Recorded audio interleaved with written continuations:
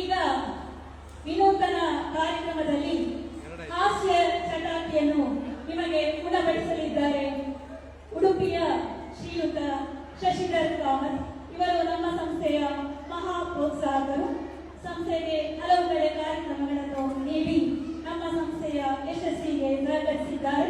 ಇದಾಗಿ ಯಕ್ಷ ನೃತ್ಯದೊಂದಿಗೆ ನಮ್ಮ ಕಾರ್ಯಕ್ರಮಕ್ಕೆ ಪೂರ್ಣ ವಿರಾಮ ನೀಡಲಿದ್ದೇವೆ.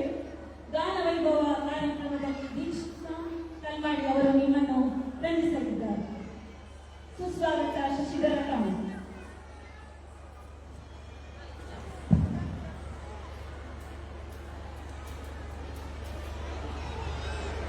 ಕೃಷ್ಣಾಯ ವಾಸುದೇವಾಯ ಹರೇ ಪರಮಾತ್ಮನೇ ಪ್ರಣತ ಕ್ಲೇಶನಾಶಾಯ ಗೋವಿಂದಾಯ ನಮೋ ನಮಃ. ಜಗದ್ರಕ್ಷಕನಾದ ಶ್ರೀಕೃಷ್ಣ ದೇವರ ಪಾದಾರಗಳಿಗೆ ವಂದಿಸುತ್ತಾ ಹಾಗೂ ಪರ್ಯಾಯ ಸದ್ಗುರು ಶ್ರೀ ವೇದವರ್ಧನ ತೀರ್ಥರ ಶರಣಾರ್ಥಗಳಿಗೆ ವಂದಿಸುತ್ತಾ ನನ್ನ ಸ್ನೇಹಿತೆ, ಯಾಕಂದ್ರೆ ಅವರು ಹಾಸ್ಯ ಚಟಾಕಿ ಅಂತ ಹೇಳಿದ್ರು, ನಾನು ಹಾಸ್ಯ ಚಟಾಕಿ ಮಾಡಲಿಕ್ಕೆ ಬಂದಿದ್ದಲ್ಲ. ಅವರ ಬಗ್ಗೆನೇ ಒಂದೆರಡು ಮಾತಾಡಲಿಕ್ಕಿತ್ತು. ಅದಕ್ಕಿಂತ ಮೊದಲು ನಾನು ಇಲ್ಲಿ ಈ ಕಾರ್ಯಕ್ರಮ ಪ್ರಾರಂಭವಾಗುವ ಮೊದಲು ನಮ್ಮ ಕುಲಕರ್ಣಿ ಸರ್ ಮತ್ತೆ ಅವರ ಬಳಗದವರು ಅವರ ಚುಟುಕು ಸಾಹಿತ್ಯದ ವೇದಿಕೆಯಿಂದ ಭಗವದ್ಗೀತೆಯ ವಿಷಯದಲ್ಲಿ ಅವರ ಬೇರೆ ಬೇರೆ ವಿದ್ವಾಂಸರಿಂದ ಆ ಭಗವದ್ಗೀತೆಯ ನುಡಿಗಳನ್ನು ಕೇಳಿ ತುಂಬ ಆನಂದಪಟ್ಟೆ. ಅವರ ಈ ಒಂದು ಪ್ರಯತ್ನಕ್ಕೆ ನನ್ನ ಪೂರಕವಾದ ವಂದನೆಗಳನ್ನು ನಾನು ಸಲ್ಲಿಸಲಿಕ್ಕೆ ಇಷ್ಟಪಡ್ತೇನೆ. ಯಾಕಂದ್ರೆ ಅವರ ಕಾರ್ಯಕ್ರಮ ಅವರು ನಿರಂತರವಾಗಿ ನಡೆಸ್ಕೊಂಡು ಬರ್ತಾ ಇದ್ದಾರೆ. ಹಾಗೆ ಬೇರೆ ಬೇರೆ ಈ ಉಡುಪಿಯಲ್ಲಿರ್ಬೋದು, ಬೆಂಗಳೂರಿನಲ್ಲಿರ್ಬೋದು, ನಮ್ಮ ರಾಜ್ಯದ ಮೂಲೆಗಳಲ್ಲಿ ಅವರು ಕಾರ್ಯಕ್ರಮವನ್ನು ಕೊಡ್ತಾ ಇದ್ದಾರೆ. ಅವರು ಮುಂದೆ ಕೂಡ ಇದೇ ಥರ ಕಾರ್ಯಕ್ರಮವನ್ನು ಸಂಯೋಜನೆ ಮಾಡಿ ನಮ್ಮ ಗೀತೆಯ ಸಾರವನ್ನು ಇಡೀ ಜಗತ್ತಿಗೆ, ಯಾಕಂದ್ರೆ ಒಂದು ವಿಷಯ ನಾನು ಹೇಳಲಿಕ್ಕೆ ಇಷ್ಟಪಡ್ತೇನೆ. ಯಾಕಂದ್ರೆ ನಾವು ಇವರ ವೇದಿಕೆಯಿಂದ ಆ ಗೀತೆಯ ನುಡಿಗಳನ್ನು ಮೊದಲು ಕೂಡ ಕೇಳಿದ್ದೇವೆ. ಅದು ಹೊಸತೇನಲ್ಲ, ಆದ್ರೆ ಅದನ್ನು ಪದೇ ಪದೇ ಕೇಳುವಂತ ಅನಿಸುವ ಒಂದು ಮಹಾನ್ ಕಾವ್ಯ ಇದೆ ಭಗವದ್ಗೀತೆ. ಅದಕ್ಕಿಂತ ದೊಡ್ಡ ಕಾವ್ಯನೇ ಇಲ್ಲ. ಯಾಕಂದ್ರೆ ಯಾರಿಗೂ ಕೂಡ ಅದನ್ನು ಕೇಳಿ ಒಂದು ಬೇಸರ ಬರುವಂತದ್ದು, ಅಯ್ಯೋ ಇದನ್ನು ಕೇಳಿದ್ದೇವಪ್ಪ, ಇದನ್ನು ಕೇಳಲಿಕ್ಕೆ ಬೇಡ ಅಂತ ಹೇಳುವ ಪ್ರಮೇಯ ಬರುವ ಪ್ರಶ್ನೆ ಇಲ್ಲ. ಹಾಗೆ ಅಂತದೊಂದು ಒಳ್ಳೆಯ ಕೆಲಸ ಅವ್ರು ಮಾಡ್ತಾ ಇದ್ದಾರೆ. ಎರಡನೇದಾಗಿ ನನ್ನ ಸ್ನೇಹಿತೆ ಡಾಕ್ಟರ್, ನಾವು ಯಾವಾಗಲೂ ಏಕವಚನದಲ್ಲಿ ಮಾತಾಡೋದು. ನಾನು ಮಧ್ಯೆ ಮಧ್ಯೆ ಅವರಿಗೆ ಕೇಳುವುದುಂಟು. ಯಾಕಂದ್ರೆ ನಾನು ನೀನಂತ ಹೇಳಿದ್ರೆ ಈ ಡಾಕ್ಟರ್ ಮಾರೇನಿ, ಹಾಗೆ ನೀನಂತ ಹೇಳಿದ್ರೆ ಬೇಸರ ಆಗ್ಬೋದ. ಆದರೆ ನಮ್ಮ ಸ್ನೇಹದಲ್ಲಿ ಅದಕ್ಕೆ ಜಾಗ ಇಲ್ಲ. ಹಾಗೆ ಒಂದು ತಿಂಗಳ ಹಿಂದೆ ನನಗೆ ಫೋನ್ ಬರ್ತದೆ. ಫೋನ್ ಆಡುವುದೇ ಇಲ್ಲ. ಇವತ್ತು ಗುಡ್ ಮಾರ್ನಿಂಗ್ ಕಳಿಸಿದ್ರೆ 8 ದಿನ ಬಿಟ್ಟು ರಿಪ್ಲೈ ಬರುವಂಥದ್ದು. ಹಾಗೆ ಅಷ್ಟು ಬಿಸಿ.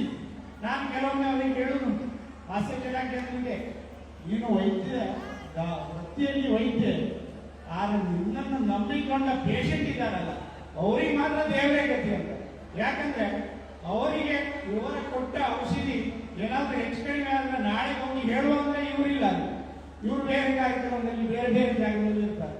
ಹಾಗೆ ಅಂತ ವೈದ್ಯರು.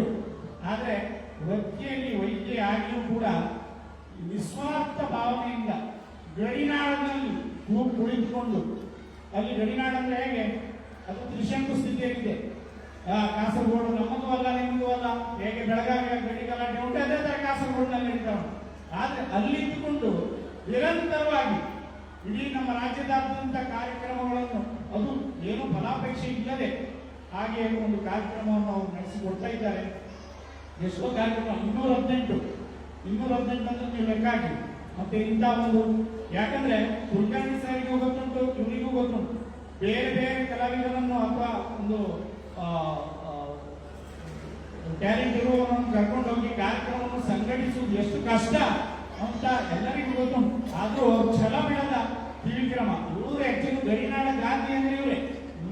ನಮ್ಮ ಸ್ವಾತಂತ್ರ್ಯ ಕಾಲದಲ್ಲಿ ಒಬ್ಬರು ಗಡಿನಾಡ ಗಾಂಧಿ ಇದ್ರು, ಪಾಕಿಸ್ತಾನ ಹಾಗೆ ಇಲ್ಲಿ ಸಾಧಾರಣ ಕಾಸರಗೋಡು ಗಡಿಯ ಗಾಂಧಿ ಅಂದ್ರೆ ನಮ್ಮ ವೈದ್ಯ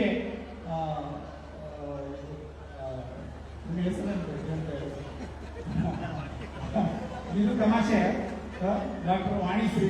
ಹಾಗೆ ಇವರು ಒಳ್ಳೆಯ ರೀತಿಯಲ್ಲಿ ಕನ್ನಡದ ಉದ್ಧಾರಕ್ಕೋಸ್ಕರ ಮಾಡ್ತಾ ಇದ್ದಾರೆ. ಹಾಗೆ ಅವರು ಯಾವಾಗಲೂ ಆವಾಗ ಒಂದು ತಿಂಗಳಿಂದ ಫೋನ್ ಉಡುಪಿಯಲ್ಲಿ ಕಾರ್ಯಕ್ರಮ ಉಂಟು ಮಾರೆ, ಎಂತ ಮಾಡುದು, ನೀನೊಂದು ಸುಮ್ಮನೆ ಕೂತ್ಕೊಳ್ಳೋದಲ್ಲಿ ನನ್ಗೊಂದು ಆರ್ಟಿಸ್ಟ್ ಕೊಡಲಿಲ್ಲ ಹಾಗೆ ಹೀಗೆ ಅಂತ ನನ್ನ ಮೇಲೆ ಬ್ಲೇಮ್ ಮಾಡುದು. ಆವಾಗ ಹೇಳಿದ್ರು, ಉಡುಪಿಯಲ್ಲಿ ಕಾರ್ಯಕ್ರಮ ಮಾಡುದಿದ್ರೆ ಅದಕ್ಕೆ ಕೃಷ್ಣನ ನಾಡು ಅಂದ್ರೆ ಕುಳ್ಳಾಷ್ಟಮಿ, ಅಷ್ಟಮಿ ಅಂದ್ರೆ ಕೂಡ ಹುಲಿವೇಷ.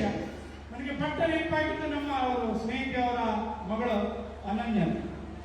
ನಾನು ಹೇಳಿದೆ, ನೀನು ಉಡುಪಿಯಲ್ಲಿ ಕಾರ್ಯಕ್ರಮ ಮಾಡುವಾಗ ಬೇರೆ ಬೇರೆ ಎಲ್ಲ ಕಾರ್ಯಕ್ರಮಗಳಿಗೆ ಇನ್ನತ್ರ ಜನ ಇದ್ದಾರೆ, ನಾನೊಂದು ಹುಲಿ ಕೊಡ್ತೇನೆ, ಅಲ್ಲಿ ಹುಲಿ ವೇಷ ನಡೆಸು ಅಂತ ಹೇಳಿ. ಅದು ಉಡುಪಿ ಕಾರ್ಯಕ್ರಮಕ್ಕಿಂತ ಮೊದಲೇ ಅವರು ಬಂದಳದಲ್ಲಿ ಸುಳ್ಳಿ ಅಂತ ಒಂದು ಕಾರ್ಯಕ್ರಮ ಮಾಡಿದ್ರು. ಅವಳಿಗೆ ಸ್ಯಾಂಪಲ್ ಡೋಸ್ ಕೊಡಲಿಕ್ಕೋಸ್ಕರ ನಾನು ಅನನ್ಯನ್ನ ಅಲ್ಲಿ ಕಳಿಸಿ, ಅಲ್ಲಿ ಅವರು ಸಾಧನೆ ಮಾಡಿ ತೋರಿಸಿದ್ದಾರೆ. ಅವರಿಗೂ ಸಂತೋಷ ಆಗಿದೆ. ಮತ್ತೆ ಅವರು ಕೂಡ ಒಳ್ಳೆ ನೃತ್ಯ ಮಾಡ್ತಾರೆ. ಯಾಕಂದ್ರೆ ಎಲ್ಲಾ ಜೊತೆಗಿಂತ ಬಿಳಿ ನೃತ್ಯ ಉಂಟಲ್ಲ, ಅದಕ್ಕೆ ತುಂಬಾ ಎನರ್ಜಿ ಬೇಕು. ಅವಳು ನೋಡ್ಲಿಕ್ಕೆ ಹಾಗೆ ಎನರ್ಜೆಟಿಕ್ ಇಲ್ಲ, ಆದ್ರೂ ಸಹಿತ ಅವಳು ತುಂಬಾ ಒಂದು ಫೋರ್ಸ್ಫುಲ್ಲಿ ಮಾಡ್ತಾರೆ. ಹಾಗೆ ಒಳ್ಳೆಯದು. ನನಗೆ ಒಂದು ತೃಪ್ತಿ ಉಂಟು, ಇವರಿಗೆ ಒಂದು ಒಳ್ಳೆ ಆರ್ಟಿಸ್ಟ್ ಕೊಡ್ತೇನೆ ಅಂತ. ಇನ್ನು ಮುಂದೆ ಕೂಡ ನಾನು ಸಜೆಸ್ಟ್ ಮಾಡ್ತೇನೆ. ಹಾಗೆ ನೀವು ಕಾರ್ಯಕ್ರಮ ಇದೇ ಥರ ಮುಂದೆ ಕೂಡ ಒಳ್ಳೆಯ ರೀತಿಯಲ್ಲಿ ನಡೆಸ್ಕೊಂಡು ಹೋಗಿ ಇದಾದ ಸಹಕಾರವನ್ನು ಕೊಡ್ತೇವೆ ಅಂತ ಹೇಳ್ತಾ, ಇದೇ ನನ್ನ ಆಸೆ ಚಟಾಕಿ ಅಂತ ಎಣಿಸ್ಕೊಳ್ಳಿ. ಯಾಕಂದರೆ ಕಾರ್ಯಕ್ರಮ ಇನ್ನು ತುಂಬ ಮುಂದುವರಿಲಿಕ್ಕಿದೆ. So thank you very much. ನನಗೆ ಇಲ್ಲಿ ಬಂದು ಮಾತಾಡಲಿಕ್ಕೆ ಅವಕಾಶ ಕೊಟ್ಟ ವಾಣಿಶ್ರೀ ಅವರಿಗೆ ದೋಸ್ತಿಯಲ್ಲಿ ಥ್ಯಾಂಕ್ಸ್ ಹೇಳಬಾರ್ದಂತೆ, ಆದರೂ ಹೇಳಿದ್ದೀನಿ. ಎಲ್ರಿಗೂ ಧನ್ಯವಾದಗಳು. ನಮಸ್ಕಾರ. ಹಾಸ್ಯ ಚಟಾಕಿಯನ್ನು ಮಾಡುವುದಿಲ್ಲ ಎಂದಿದ್ದರು. ಆಗ ನಂಗಾಯಿತು,